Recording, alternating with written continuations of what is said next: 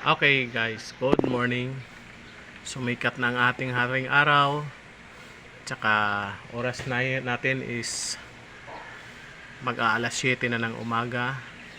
So tingnan natin ngayon kung yung inilagay nating solar panel ay makapag-charge na ba siya dito sa ating solar power station, no?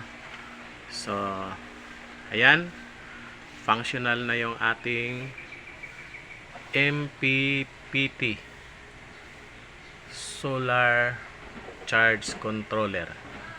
So functional na siya, yan.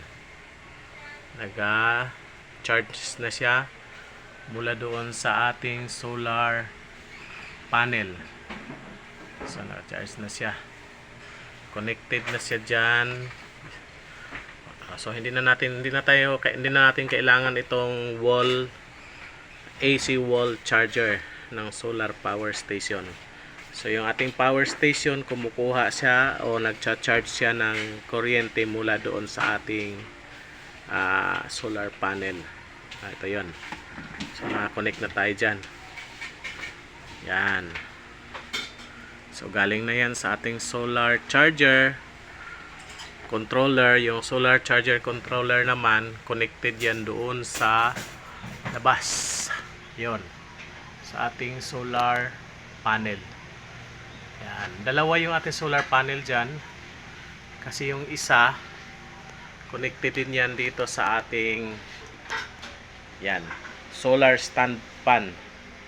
Dati itong solar stand fan ko, dito ko kinakabit yung wifi, kasi 12 volts tong solar stand fan. So kaya niyang paandarin yung PLDT Wi-Fi. So ngayon, yung ating PLDT Wi-Fi, ito na.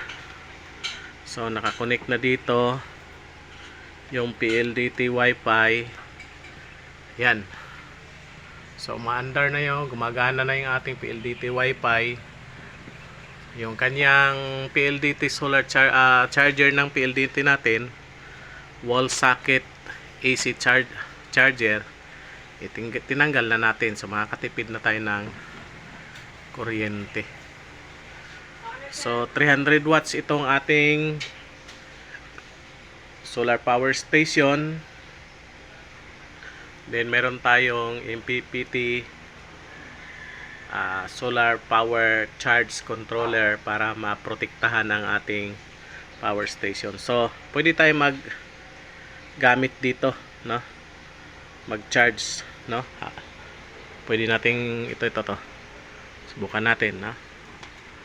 Mag-charge tayo diyan AC. Yan, tapos pindutin lang natin yung AC. Pindutin lang natin yung AC. 220 volts na siya. Okay, para ma-charge yung ating battery ng ating Baofeng two-way radio. Ayan. So siya, ayan. So walang nakasaksak doon sa wall, dito na tayo nagsaksak. Ayan. So pag na full charge yan, subukan natin dito sa ating base radio. Pala natin to. Channel mode. Okay.